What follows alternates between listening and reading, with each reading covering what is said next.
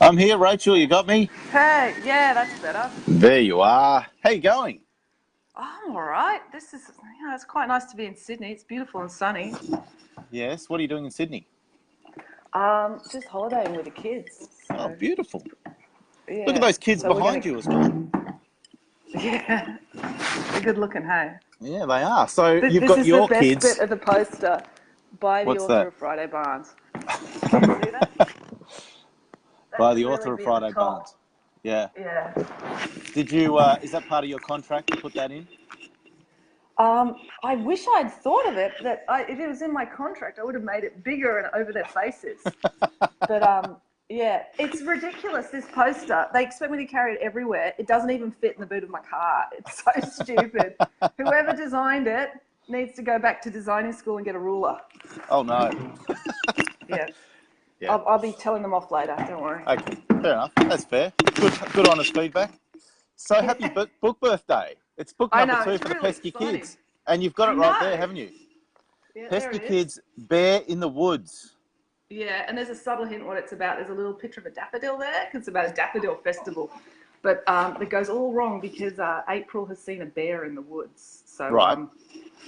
yeah, and I was just practicing reading it to my 7-year-old, and there's a lot of action because I used to be an animation writer, so I've got these big action scenes of people falling into flooded rivers and yelling about possum poo. So it's very exciting. I'm launching it on Friday, so I'm trying to get a really good, exciting, dramatic reading happening. Oh, great. Where's the launch happening? Newtown, Better Read Than Dead. So that's Okay. 10:30 on Friday. Come So along. everyone can get along? Oh Excellent. yeah, I think there's going to be food too. They may have just told that to me to get me to come along, but I think there will be food for other people. Will There's there be definitely a daffodils? gelato shop. So will I take my girls? Did you No, say will there be daffodils and bears? daffodils? I don't know. It's not daffodil season, is it? I hope there's not a bear. But they're going to do a bear hunt. But I don't think they'll literally find a real bear. Not although Newtown is strange, so I wouldn't rule it out entirely. Okay, great. Well, that sounds like a lot of fun. Better read than dead. Did you say Yeah. Friday? Yeah, it's a terrible name for a bookstore, really, isn't it? Better read than dead, because you don't really want to think about death when you go to the bookstore, but that is what it's called, and it does have a really good children's section. So it's a bit, yeah, it is a terrible name for a bookstore because you always have to explain. You say, "Meet me at Better Read Than Dead," and then you have to say, "It's a bookstore." Hmm. It's not It's just not a like funeral parlour. or a cemetery or something. Yeah. Well, maybe you can take that up with them when you see them. I will. Don't you worry. Good. I'm usually very brutally honest with people. Good. Good. That's good to know. So, Yeah. book 2. What's it all about? April sees a bear. Is that right? Or she thinks she sees a bear? Yeah, well, she's the only one that sees it, and because she's crazy and violent, um, she no one believes her. I've just realised the kitten I'm minding has escaped. Oh, I'm pretty sure that's a problem. that's a problem. Can Yeah, you it spot it? is. Well, the dog spotted it. Okay. Is the dog I'm gonna have trustworthy? to go and find this cat. I think Okay. All right. We'll do a this is part not 2. going well, is it? No, no. This is all Well, part of it. it's This is real exciting. life. It's exciting, isn't it? It's This like is real life action. it's like a pesky kids adventure. It really is. Wild animals. Yep, the cats escape. I gotta go. Okay. Talk to Bye. you. Wow, Rachel, that was an It's excellent all part 1 of our happening. interview. Did you find I the know. cat? Yeah, hang on. I'm just trying to pick Did her up to show you. She's all right. But the dog and her are fighting. Oh So dear. here she is. Oh, Well, they're that's a not good news fighting. They're story. having a great time. And there's the dog. Yes. So the door was open like an inch. And while I was talking to you, she thought she would have, because she's only a tiny kitten, she thought Yes. she'd have her first exploration of Australia. First And exploration of Australia. the whole reason we're being allowed to stay in this lovely house is to mind that one little cat. And I managed to stuff that up while talking to you. And there's video evidence of Video how evidence. careless I was being. That's right. We I can't tell shouldn't anyone. be a grown up. I'm not capable. I haven't got the skills. What's the name of the cat, by the way? It's Peppermint. Peppermint. Oh, that's a nice name. Yeah, they've actually got two cats. They've got one called Marmalade as well, who is so angry and And you've just vicious. lost Marmalade. No, Marmalade isn't allowed in the house. Oh, right. Okay. And I'm allergic to cats. So I've been having all this trouble breathing. I've had to use my aspirin inhaler more in the last 48 hours than I have in the last 10 years. Ugh. But this is the price of having a nice house in Sydney for 10 days. I see. You're not having a good run of it. Oh, no, this is good for me. This is a pretty good week. Oh, good. Okay, so tell us about Pesky Kids in general. So we know the second one's about April spotting a bear in the woods, but who is April and what's the idea behind Pesky Kids for those that might Okay, not well, know? the Pesky Kids, it's a combination of a bunch of different ideas, but basically, you know the Famous Five? I just wanted to write a book like the Famous Five, where kids having action adventures, Yep. but real kids, you know, like modern kids who argue all the time, because in books, kids tend to be nice to each other and respectful and kind, and I've got children, and they never behave like that in real life, and I thought, children aren't being reflected properly in literature. So I wanted to Right. have books where brothers and sisters speak to each other the way I talk to my brother and the way my children talk to each other, basically screaming at each other constantly and just So and it's just been so much fun to write, and I've had such great response from readers who just enjoy the energy of these vicious conversations. And then as I say, I used to be an animation writer, so I just thought I wanted to bring in all that sort of action and excitement, because I want my books to be as exciting, if not more exciting, than the animations I used to write. So that was sort of the ideas that I brought together when I started writing the Pesky Kids. That's great. So what are some of the animation sort of influenced ideas in this current one? Well, just crazy chase sequences. Like for a start, when April sees the bear, she's out like picking up rubbish because she got in trouble for with the police, so she has to do community service, and they're like pulling rubbish out of the river like shopping trolleys. Because one of my neighbours, because I live in a country town and it's all set in a country town, and one of my neighbours, he's a bit of a troubled youth. He just chucks shopping trolleys in the creek all the time. And so you find yourself like staring at the shopping trolleys and thinking about life and why anybody would bother, because they're quite heavy to throw in a creek. And so anyway, she's pulling them out, and there's a flash flood, and she gets swept down the river, and she's bashed against the floor of the bed of the river, and she has to drag her way out. And when she's lying on the riverbank, just like panting, and there's blood pouring down her face and everything, she just smells this horrendous stench. And she opens her eyes, and there's this massive bear standing over her, going like, ah! And so she starts screaming, and everyone starts running and everything. But no one believes her because she's crazy and yells at everyone all the time, and because she's got a huge head injury and blood all over her face. So that's that's the starting point of the book, and then it sort of builds from there. And then there's basically there does end up being a bear that runs around, and then there's a chase where the local animal control officer goes a bit nuts with his air rifle, and because he's got like tranquilizer darts, and the power goes to his head, and he starts trying to shoot cars' tires out and stuff. So it's very there's exciting. a lot going on. I've tried to make it sounds exciting. Great. Yeah, it's not your exciting. average daffodil festival, basically. Yeah. That doesn't sound like it. So April's probably behind you in that standee there. Which one's April? Yeah. If you can point her out. So April is this one with the wild hair. She's actually a little bit based on me. And then there's her older brother, Joe, is the blonde. Yes. And then actually he's older too, Finn, but he's shorter than her. Yes. And then the other pesky kid is their next door neighbour, Loretta Viswanathan, who is staggeringly beautiful. Sociopath.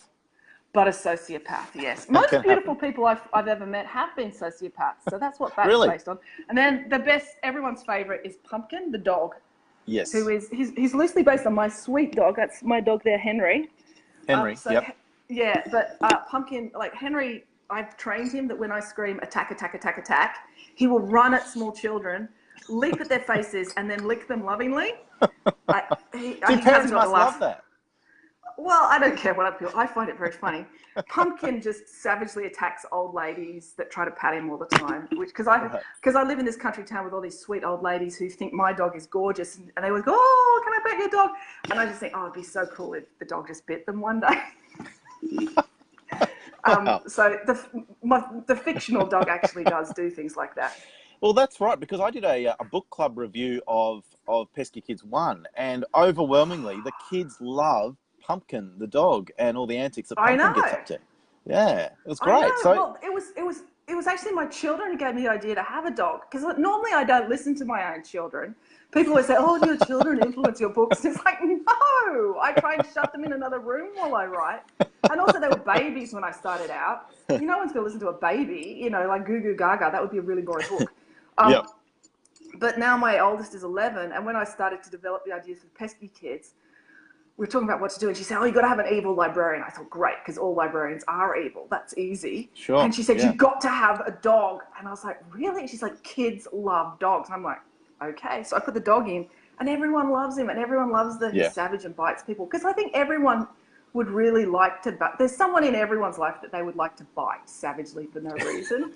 So they like to live vicariously through Pumpkin. Yes. And does Henry ever get off the leash like Pumpkin does, or is Henry sort of like slightly more mild-mannered? No, I let him off the leash. You just drop the leash and you scream, attack, attack, attack, attack. That's all you have to do. Okay. That's good He's to know. getting excited now because he's hearing his cue that he gets to attack someone. But he's like, there's no one here to attack except the cat. It's like, no, don't do that. So, just a public service announcement. If you ever see Rachel wandering around with her dog Henry, I'd give her a wide berth, perhaps. No, he's the sweetest, loveliest. He's actually a bit of a celebrity in Barrel. People literally pull over in their cars to come and pat him because he's so well behaved and so well trained.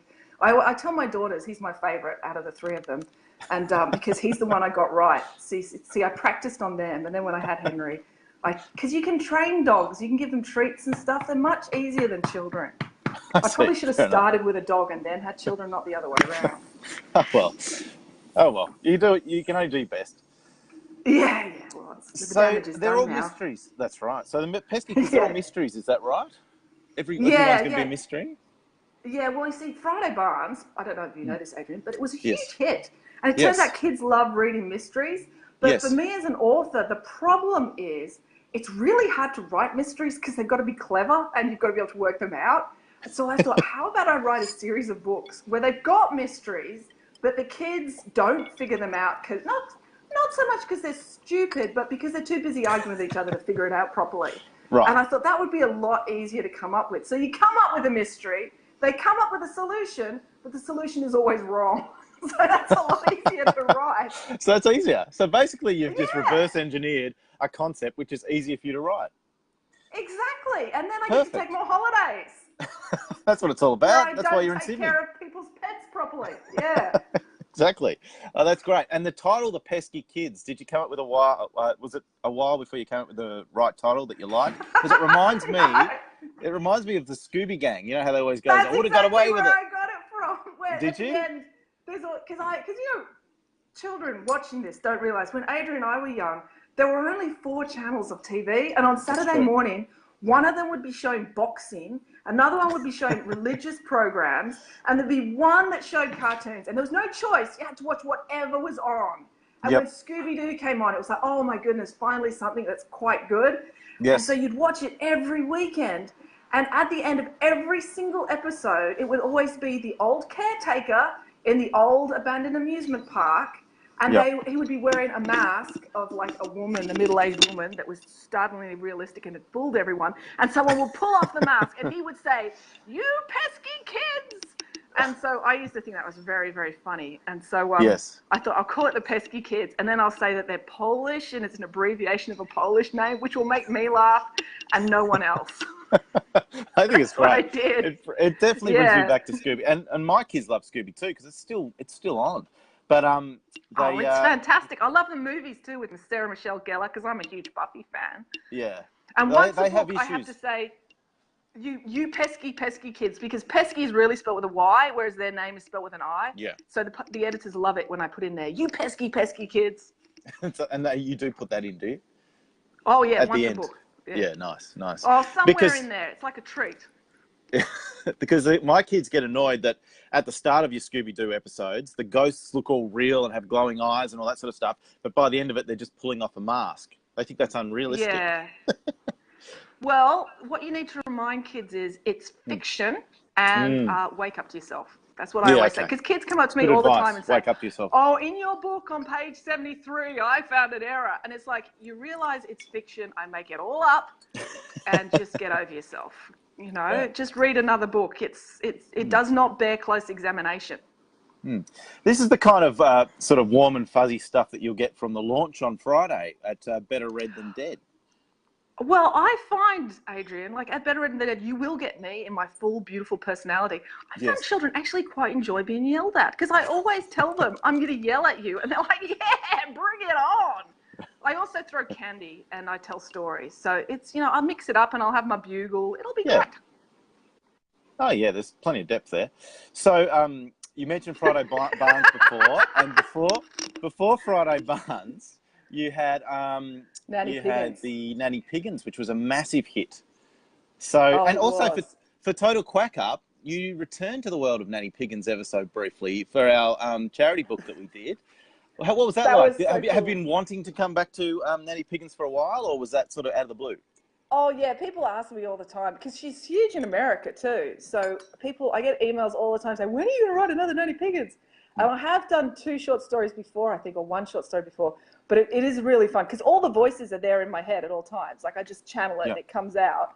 It's not hard to do. So it is yeah, really fun. And that story came out really well. It's a great read aloud. I did a thing in Bowral where I read it the whole chapter aloud, and it's so much fun, that story, because it's like a yeah. It's parody of great. Cinderella. Yes, So yeah, exactly. it's a really good fun one to read to a live audience. I wish Yeah, I've had more opportunities to do it, but yeah. no, yeah, that was great. I was really pleased to do that. That's good. Can we expect another, like a short story of Friday Barnes at some point, or is Friday Barnes, has she left us? I'm scared of Friday Barnes fans. Literally, I get emails every day of people complaining about me finishing the series, and they're really demanding.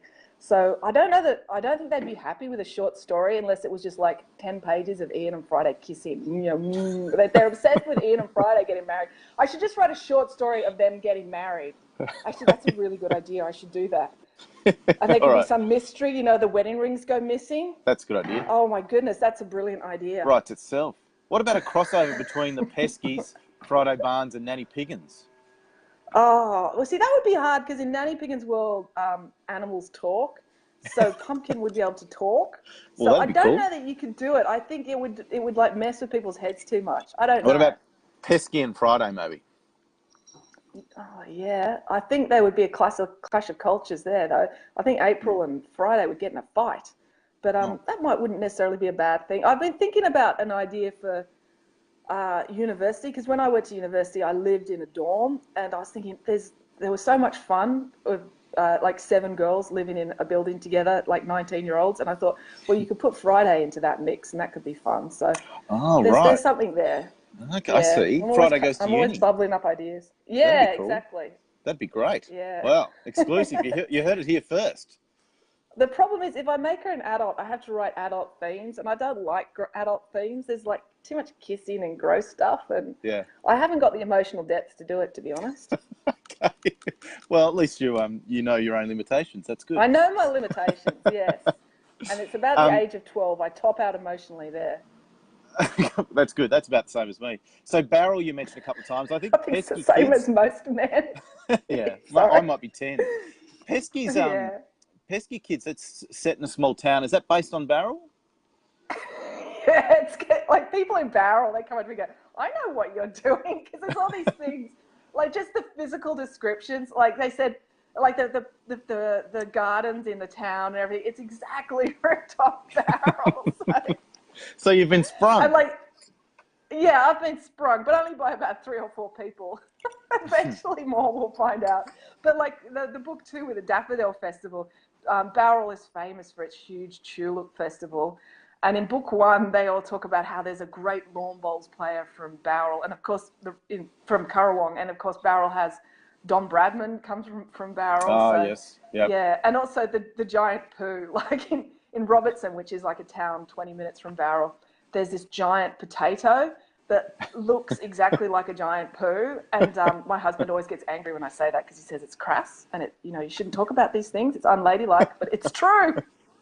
So that makes an appearance in the book. And then in the second book, because they're having the Daffodil Festival, which is all posh and nice, the old ladies of the town knit a giant tea cozy to go over the giant poo. I love it. Well, it's one of the big things Yeah. of Australia. Everyone can get along and see the giant poo. Sounds awesome. I just Get a recently photo they in front put of up it. a sign in front of it to say, the big potato. And I swear they did it because people would look at it and go, that's just a big poo. You know, yeah, just to clarify, they put up a sign.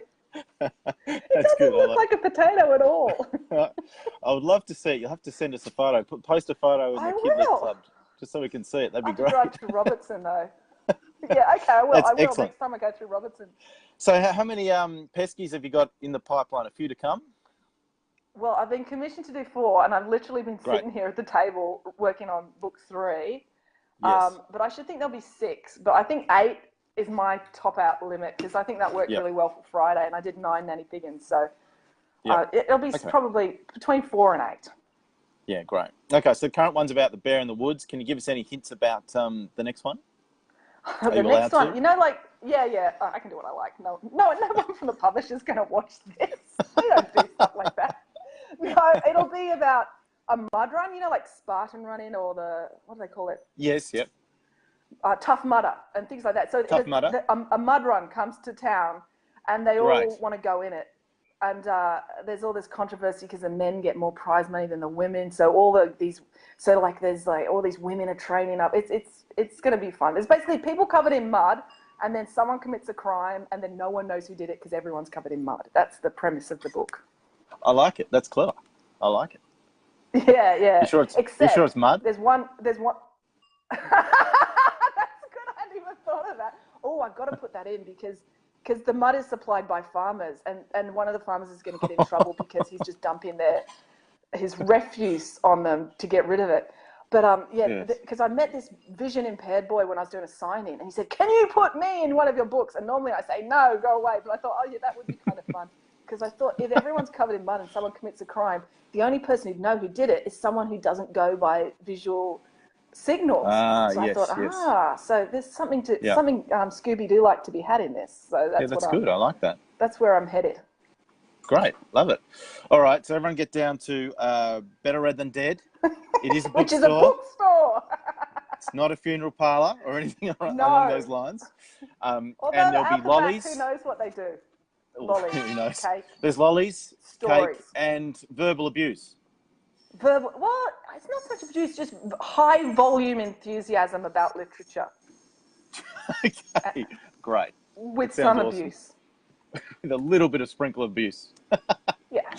Okay, very good. Well, happy book birthday for the Peski Kids too. Let's have another look at that wonderful cover. Who did the cover art, by the way? Her name is Erica Salcedo. She actually lives in Spain, not far. She lives in a small town, sort of about an hour west of Valencia. So right. So she'd be looking at all these. Yeah, the Australianisms in it, like the small town sort of stuff. She'd be wondering what's going on over there and down under. Cockroach racing. I have this radical thing when I'm providing information for the illustrators. I just draw pictures. I figure that's the way they like to think of things. So so that made it easier when you brief an illustrator in Spain, you just draw a picture of what you want the characters to look like, and then they send you something back that looks a gazillion times better. So that got past the language barrier. Yeah. Right. So you actually did sketches of all those kids that we see behind you. You did sketches of them all, and sent them through. And send it off to them. Yeah. That's what I did with the Friday Barnes covers too. Really? I'm lucky I can draw. It's really, really handy. Yeah. Will you ever illustrate your own stuff? No, I'm not that good. I did some of the internal illustrations for Nanny Piggins, but the publishers were not enthusiastic about my illustrations. Look, it takes a lot to get them enthusiastic about anything, you know? That's true. It could be that they're all wrong. I do like to maintain that opinion a lot of the time, or it could be that I'm terrible. It's one of those two things. I'd say it's 50-50. Yeah.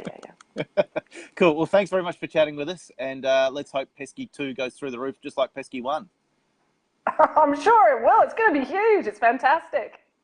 Exactly. Good. Exactly right. Thanks, Rachel. Get back to your holiday. Thanks. Bye. Bye. Oh, yeah. Bye.